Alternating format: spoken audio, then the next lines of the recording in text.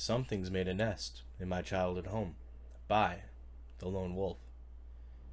Old houses are supposed to be scary, right?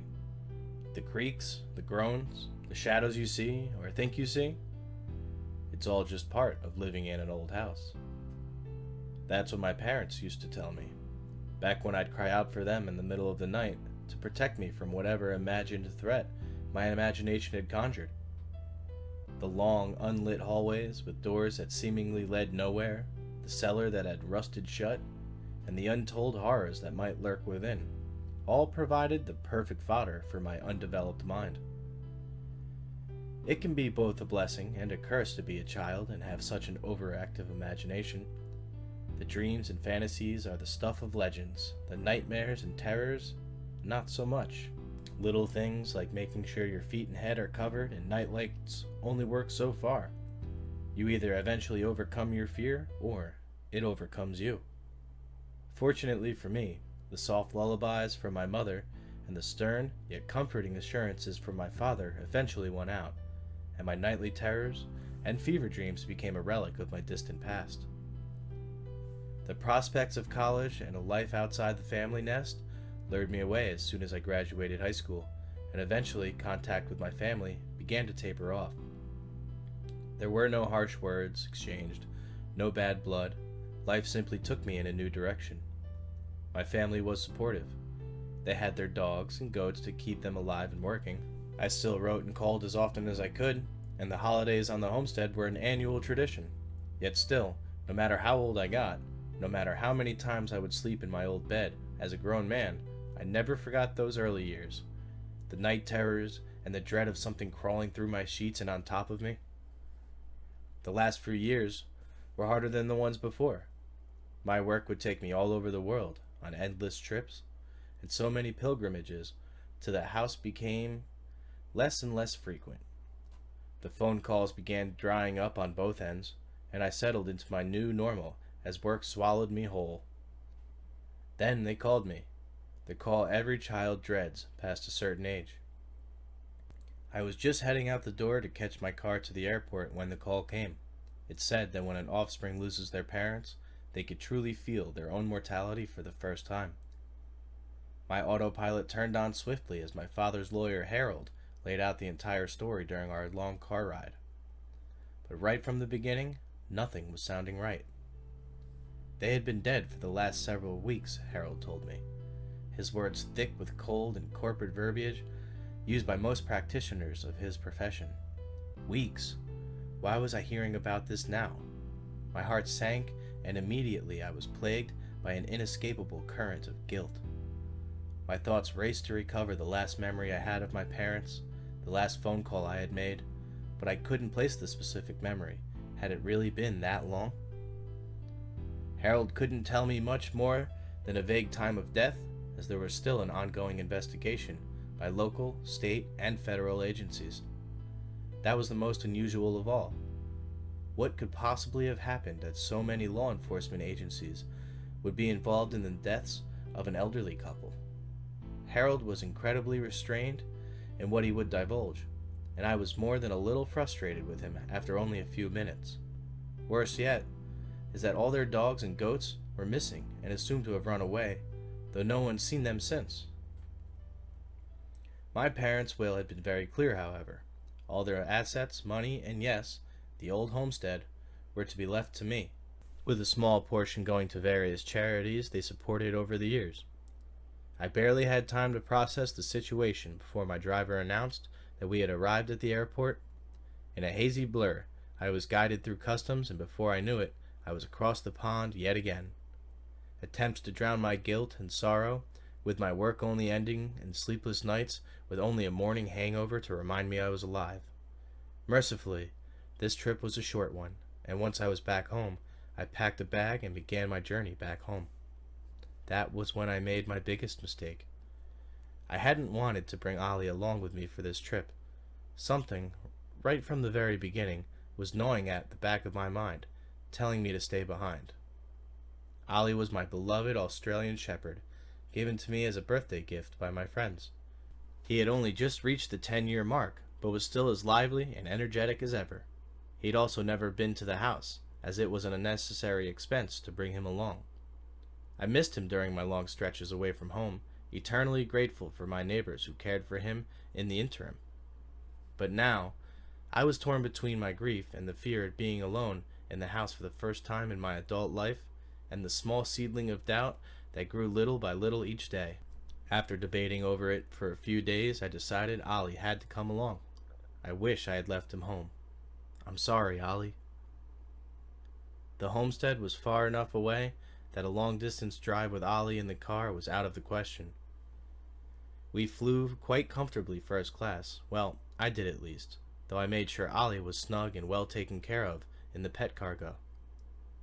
We landed in the middle of a tumultuous thunderstorm, and Ollie was not pleased having to run in the torrential downpour to the pickup area where my old childhood friend Christine was waiting patiently by. Christine and I had been the best of friends growing up. Her parents had only lived 2 houses down from ours. We naturally grew apart, as most childhood friends do, but kept in contact via Christmas cards and now the occasional Facebook chat. She had been devastated to hear about my parents, as she had helped care for them as they had gotten older. The entire town had been talking about it, though it was a hush-hush subject according to her. People would look over their shoulders to make sure they weren't being overheard before asking any questions regarding the strange deaths. I hadn't so much as heard the cause of death yet, and still my parents' deaths were the talk of the town. Our ride to the house was uneventful. The storm raged on around us as we turned down the familiar streets, passing a joint back and forth and making the occasional joke just like old times. Under different circumstances, I had hoped to make Christine my wife someday. Our paths had crossed, but had never intertwined long enough for a connection to truly take root. My work had made me a virtual recluse, and now with my familial connections gone, suddenly my world now seemed much smaller and lonelier. Christine made the final turn onto the meandering driveway that led to the house. Normally, the lights from inside could be seen shining all the way from the road, even in the harshest storms. Tonight, with no one to keep the lights on, the scene was shrouded by the inky black night sky. Ollie perked his head up, sensing he was close to a familiar spot. The dread in the back of my head began rearing its ugly head as the house came into view. Once upon a time, the shutters had been painted a bright red, the wrap around the porch adorned with benches and flowers, and each window illuminated with a single candle. There was none of that now, and there never would be again. The shutters had long since faded, and the paint chipped away, the benches and porch now overgrown with shrubbery. The truck switched into idle, and all 3 of us sat there silently, taking in the scene before us. Nature had definitely taken its toll on the house, and with the storm flashing its rage right behind it, the homestead had never looked more uninviting. "You going to be okay here by yourself?" Christine spoke up. "You could always stay with me." I looked over at her smiling face, a tempting offer to say the least. My thoughts raced to our last night together before I had left town for good. The way her face looked in the dim light of her bedroom, the way her lips had a taste of whiskey. "Thanks, but I'll be all right. It's just for a few days until the estate is settled," I said begrudgingly. As I reached into the back to get my bags, I went to leave the car, but looked back at her to say goodnight. Christine was no longer looking at me, but out of her windshield at the house. Something about her expression concerned me. She looked cautious, almost scared. There was an intensity in her eyes that I had not seen before.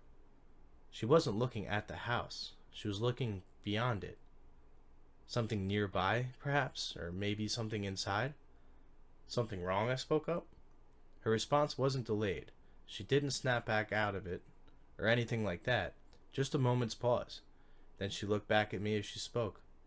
"No, nothing. Just..." She paused again. "Be careful. Ever since your folks passed, this house has been giving us all the willies. You wouldn't believe some of the things people have been saying around town." I was curious now. This had been the first real bit of information I had gotten from anyone about the deaths since the news broke. "Like what?" I asked, though I'll admit I was more than a little anxious. "Just rumors. You know how people are here. They gossip when they don't know, or don't want to find out on their own. There was some talk about the county sheriff's office coming out here. Someone thought they saw the FBI. Someone even claimed they saw animal control up here not too long after the bodies were found. Animal control? I said incredulously. I looked back at the house, now envisioning some monstrosity ripping its way out of the walls. I wouldn't think too much into it.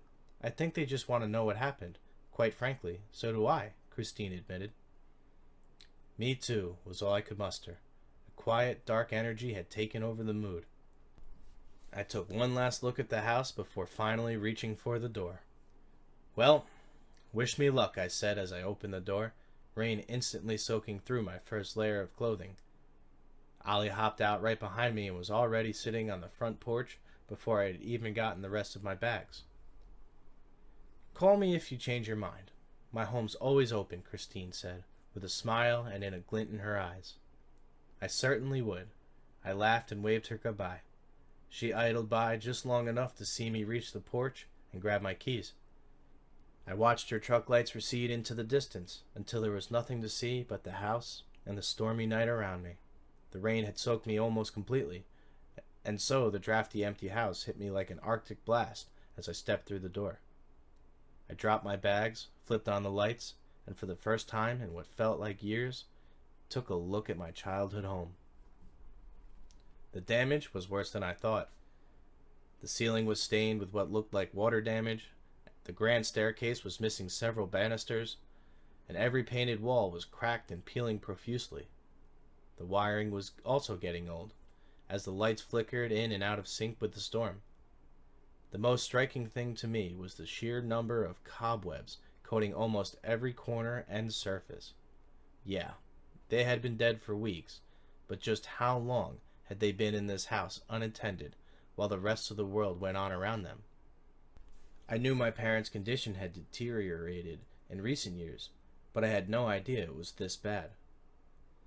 I walked forward and became aware of the echoing chattering of my teeth from the cold. I swung around to close the door behind me, only to see Ollie still sitting on the porch, looking directly at me. It was unlike him to not enter a house after I entered. I called Ollie over to me, but he refused. Very strange. I called out for him again, this time a bit more urgently, but still, he remained cemented to his spot on the porch. The rain was starting to wash inside the doorframe, and I was getting chillier by the second, so once again I called for Ollie. This time in a commanding voice, I only used when he was bad. Ollie reluctantly crossed the threshold, holding his head down and refusing to look at me. Closing the door, I shrugged off my Ollie's odd behavior and looked back at the mess around me. The paint, cobwebs, water damage, this was all going to cost time and money to fix. Time and money that I didn't really have. What little I was going to be able to do would have to wait until the next day, so I lifted my bags and walked up the stairs to my old bedroom. I hadn't stayed in my actual bedroom in years, preferring the comfort of the guest room and king-size mattress inside. But something in me was feeling nostalgic, so I passed the guest bedroom and rounded the long hallway to my room. I was surprised to find Ollie riding my tail, as he would normally follow from a distance. Now he was practically attached to my hip. My parents hadn't so much as touched my room in the years I'd been gone by the looks of it. A fine layer of dust covered every surface, even the bed, which was still fully made, in the same sheets and blankets I had graduated high school in. I ripped the covers and pillowcases off, causing clouds of dust to fill the air. I grabbed some new blankets from the closet and fitted them to the bed. Not 2 seconds passed before I flung myself onto the bed. Instantly, my eyes began to droop, and I could feel sleep beginning to wrap its fingers around my subconsciousness. A sharp growling jolted me awake just seconds before I drifted away. I spun my body to face the door where Ollie was standing, once again just outside the threshold. He was in his defensive pose, head leaning down and growling at something down the hall. "Ollie," I asked quietly. There was no way there was anyone in my house, yet I couldn't help but feel Ollie's aggression was warranted. Without warning, Ollie took off down the hall, making no noise as he went. I dashed over to the door to catch him, but he was around the corner and from the sound of it, had already made his way downstairs. I dragged myself after him, having half a mind to go to bed without him. The house, while no mansion, was big enough that Ollie's growling echoed off the walls, and so I had difficulty locating him. I followed the sounds of his growls until I finally found him around the corner from the kitchen. Irritated, I called for him to come, but as was becoming the new normal, he appeared to not even hear me. His gaze remained fixated on the wall. I had had enough of his antics by this point, so I regrettably jerked him by the collar. "Let's go, Ollie. It's time for bed," I yelled. His loud, sudden barking took me completely by surprise, so much that I let go of him, and his gaze fell back to the wall. For the first time, I looked at what he had been fixated on. It was the basement door. I had never been in the basement.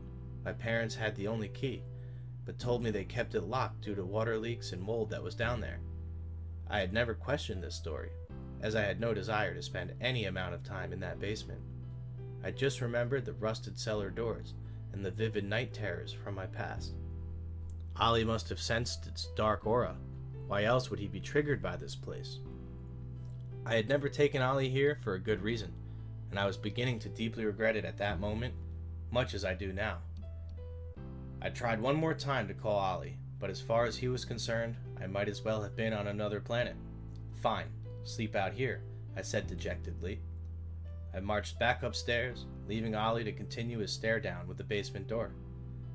On the way up the stairs, I could feel wisps of cobweb brushing by my face. This place needed a serious cleaning, but it would have to wait until tomorrow. I had barely taken my shoes off and laid my head against the pillow before I was out. I was jolted away by loud, distressing whimpering. I jolted up to see Ollie at the foot of my bed. Happy to see him, I reached over to comfort him and saw a small amount of blood coming from his neck. Panicking, I picked him up in my arms and took him to the bathroom, where I'd hoped there was still emergency first aid supplies. I was in luck and treated the wound the best I could. It was hard to tell with all Ollie's fur in the way, but I could make out 3 distinct entry marks, all deep purple from the swelling. Ollie didn't appear injured beyond that, and once the bleeding stopped, I taped some bandages on. I had trouble going back to sleep after that. Ollie would lay at the foot of my bed, then perk up and start growling at the walls before attempting to sleep again. The storm petered out just past 1 in the morning, and soon my ears were alive with the creaks and moans of the old house. Just like old times, I thought to myself. Several times, just before I was about to fall asleep, I registered something just below the normal threshold. I wasn't sure if I had heard it the first time, then I heard it again. The unmistakable pitter-patter of tiny legs walking up the wall. I forced these mental images from my mind in the vain attempt at fading into a nightly slumber. At around 6, just as the tiniest shades of blue were beginning to appear in the sky, I decided I had tried enough. It was only a few hours, but it was obviously the only sleep I was going to get. Ollie was at last sound asleep, so I thought it best not to wake him. It was odd going through my morning routine at the homestead. I hadn't used the shower or brushed my teeth or even made coffee in this place in so long. I still racked myself with guilt over not remembering the last time I had been here. What were the last things I ever said to them? Did they miss me before they died? Did they know in their final hours, although I hadn't been as close as I once was, that I had loved them dearly with all my heart?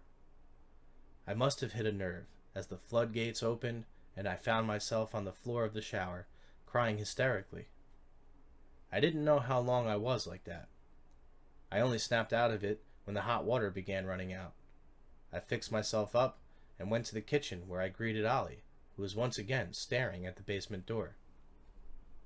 Ollie's behavior hadn't made much sense to me last night, but I was too tired to care. Now it deeply unnerved me. What was she sensing behind that door? The key must be around here somewhere. Now is my chance to face my fears as an adult. I searched feverishly around the house, opening drawers and raiding closets, but finding nothing but dust and more cobwebs. I had showered just this morning, yet I was already beginning to look like a coal miner. The whole time, Ollie never stopped looking at the door, or growling just under his breath. even when I laid his food out for him. I was just about to search the upstairs when the doorbell rang, out of tune and almost too low to hear. I hadn't been expecting anyone, so I was surprised to say the least. When I opened the door, I was immediately relieved. Harold had told me he was coming over in the morning, but I had completely forgotten. He was adorned with his top hat and leather briefcase that I think every lawyer is required to own. "Good morning. Come on in, Harold," I greeted him as he let himself in. We had chatted some more over the phone since he contacted me, but this was the first time I had actually seen him in person. My parents had mentioned him on occasion when talking about their will and plans post-death, so they had obviously trusted him, and yet something inside me resented having him here.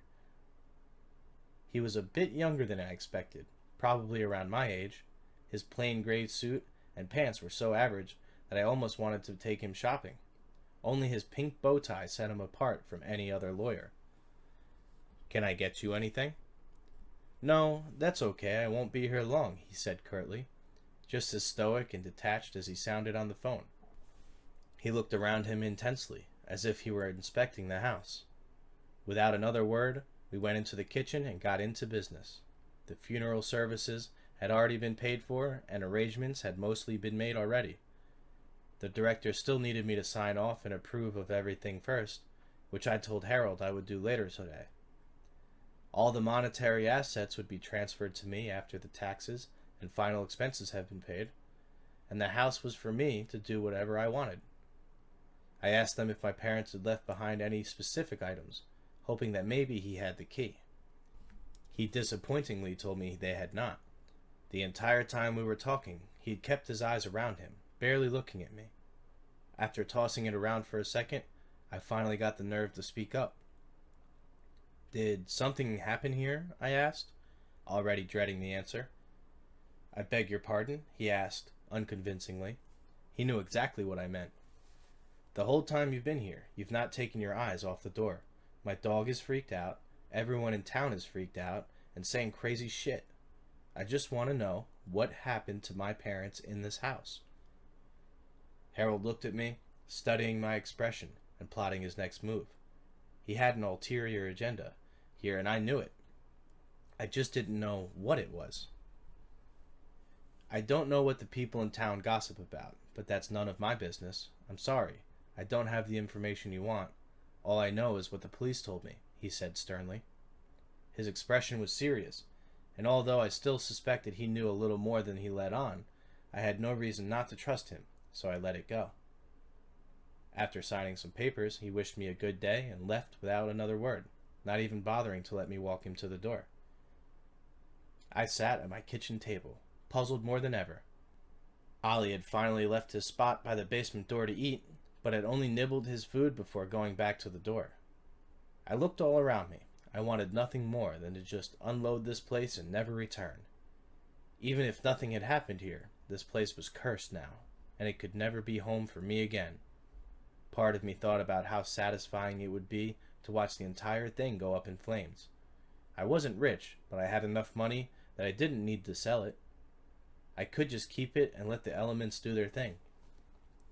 I looked at the dusty clock on the wall. It was just past noon. I figured I might as well make my way to the funeral home and get that nightmare over with.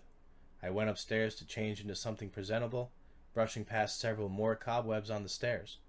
These little creatures, whoever they are, sure work fast. Once ready, I went back downstairs to wish Ollie goodbye. He actually looked at me when I called him from the basement door. His eyes looked worried, and his wound, while no longer bleeding, looked more swollen than before. I made a mental note to pick him up some medicine from the vet as I leaned over and gave him a big kiss, which he returned in kind. I bade him one final farewell, and then I left.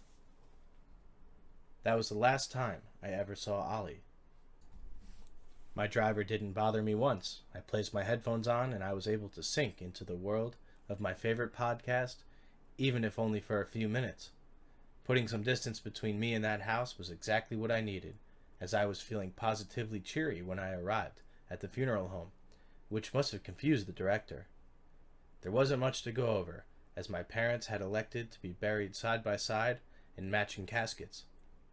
Seeing their photos and the rows of caskets made everything real again, and I was at risk of breaking down again. The director, as kind a man as he was, didn't pressure me into buying anything extra, and did his best to offer his condolences. As we were wrapping up, I asked him a question, which I already knew what his answer would be. "What happened to them?" "I beg your pardon?" the director asked. "My parents. How did they die? No one will tell me. Not the coroner's office, not the police. No one in town knows. You're the funeral director. Please, tell me."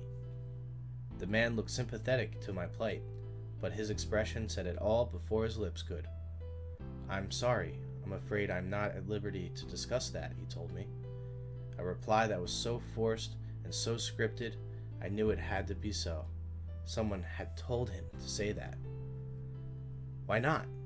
Why can't anyone tell me what happened to them? What are you hiding from me?"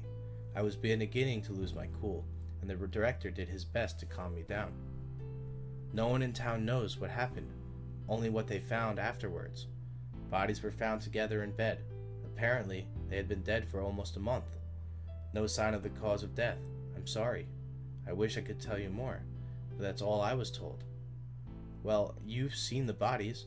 What do you think happened?" I asked. He didn't respond. He just looked away to avoid my gaze. Something right underneath his eyes was telling me it was bad. He paused. "I don't know. I'm sorry." The director was quiet and almost remorseful as he spoke. "Can I see them myself?" I pleaded with him. I knew he wanted to say no. It's what he had been told to say, by whatever shadowy figures that were keeping this thing under wraps. Enough was enough. It was time I got my answers. "I don't think that's a good idea, the amount of degradation," and I cut him off. "I don't care. Please, I need to know for myself." He turned around to face me again. Whatever fight he was giving, he was losing. He mourned for me and my family and wanted to do what was right, even if it was potentially placing himself in danger. "Very well," was all he said. I followed him to the back room, which turned out to be the area my parents' caskets were being kept until the service tomorrow. The room was dimly lit as the rest of the building, and the chilly air was slowly beginning to creep up my arms and legs. "I'll be outside if you need anything," he said, and left, closing the door behind him. My parents had never been the flashy types outside the home they kept. Their caskets were simple white adorned with gold trimming. Graceful, elegant. It was everything they deserved. I ran my hand down one of the caskets, unsure who was even underneath. Just one look. It didn't have to be both of them. Whoever was laying underneath me now, and then that's it. I braced myself, grasped the bar, and lifted it up. There are some things in this world that God Himself can never prepare you for. Some things which you can never recover from. I could only look for a second. That's all it took. 1 second for the image of my mother's emaciated and near skeletal corpse to be burned into my mind forever. I jumped back, almost knocking my father's casket to the ground. The lid slammed shut, thankfully, and I did my best to keep from screaming as I bolted out of the room. I bumped into the director, but I was already out the door and down the road by the time I was aware of him yelling my name and trying to flag me down as I left. I ordered another driver, and while I waited, I dry heaved and did my best to keep from freaking out over the possibilities. What could have done that? She looked as if she had been drained of almost every bodily fluid imaginable. Gone was her radiant beauty and warming smile, stripped of everything that made her my mother, now just a dry husk of a corpse. I was on autopilot yet again, as my driver picked me up, not speaking a word the entire ride. I asked her to drop me off several hundred yards from the house, and as she drove away, I just stared dead ahead. I don't know for how long, maybe an hour, maybe a minute. Time had a funny way of losing meaning around this house. I thought back to when I was a child, how even in my most frightening night terrors, I never once felt in danger in the house. It was always just pretend, just my imagination. Not anymore. I studied every crevice of that house, thinking of every room, every nook, every cabinet, every closet. any space that could be a hiding spot. But even as ideas and possibilities came to me, I knew there was only one place I needed to look: the basement. No way, I thought to myself. No way was I going down there. Why did I have to know? I'd never played detective before, never had a thirst for danger. So why was I in such a hurry to die now? This is nuts. I just needed to get Ollie and book it out of here. Stay with Christine like I should have done last night. I walked the remaining distance to the house and up the front door before stopping. The door was slightly ajar, not how it had been left. Cautiously, I walked forward and nudged it open with my foot. Peering inside, I almost gasped aloud. The ceiling was covered fully with an intricate wall of webbing. It was clinging and hanging from almost every surface, with a literal maze now taking up a bulk of the staircase. Icy chills charged up and down my veins. This was not natural. Whatever was spinning this web was doing so far faster and in far bigger quantities than I thought possible. A gut reaction was telling me Ollie was already done for, but I couldn't leave him behind without knowing for sure. I stepped inside as quietly as possible, propping up the door wide open in case I need a quick escape. I whispered for Ollie, hoping if he was still here, he'd be able to hear me. I waited, but my beloved animal did not come racing forward to greet me as he normally would. I called out a little louder, still keeping my voice down, but no sign of Ollie. I listened carefully for any noise. That's when I became aware of the house's unusual creaks and moans. It was eerily calm and quiet, the kind of silence you hear in the woods when your heart tells you you have a predator nearby. Every natural instinct I had was telling me to leave, to never come back, and leave Ollie to whatever fate awaited him. I pressed onward, brushing more cobwebs out of my face. When I turned the corner, I could see the kitchen and basement door looming ahead. No sign of Ollie. I was just about to turn to go upstairs when I heard it again. The sound from last night. Little tiny legs crawling up the walls. I leaned forward a bit to see where they were coming from. Closer. Louder. Closer. Even louder. I pressed my entire face against the door. It sounded like little drums, all going in unison. I listened for something, anything else. Nothing. Then, from the other side of the door, somewhere in the basement, the unmistakable yelp of an injured dog. My fight responses kicked in immediately. I began pounding at the door, tearing at the hinges, doing anything I could to break the barrier. I cried out for my dog, screaming threats at whatever abominations dare lay their claws on him. But the door stood firm and immobile. There was no way I was getting down there. I slumped to the floor. What was I going to do? There was no way I could leave now, not when I knew I could still save him, but there was no way into the basement. Then I remembered. I got up, armed myself with the only weapon I could find, a fireplace poker, and walked outside. The sun was already slipping behind the clouds, casting a violent orange glow on the house. I followed the stones my mother had laid almost 5 decades previously, guiding the path to the cellar we never used. I stopped right in front of the rusted doors that had never been opened as far as I could remember until today. Without thinking, I tried prying the lock off with the poker, but 40 years of rust isn't going to give without a fight. I was persistent though and started hearing creaks in the metal. I wedged the poker under the bent lock and slammed all my weight into it. The lock snapped off almost instantly, and I ducked in time to avoid it ricocheting off the cellar and into the air. I looked back up and opened the latch, pulling open the doors. The basement floor lay exposed beneath me. There was a stepladder at the bottom, and I stepped inside to jump down on it. The ancient wooden stool splintered into pieces the second my feet touched it. I fell against the wall, hitting my head pretty hard. As I recovered, I took note of my surroundings. So this was the cellar, the place I had dreamt of so much as a child, now home to some ungodly nightmare. There was a fair amount of cobwebs down here as well, along with a layer of dust so thick you could slice it like butter. I couldn't see much from the light filtering down from the cellar, but I could tell I was in a large space from how my voice echoed off the walls.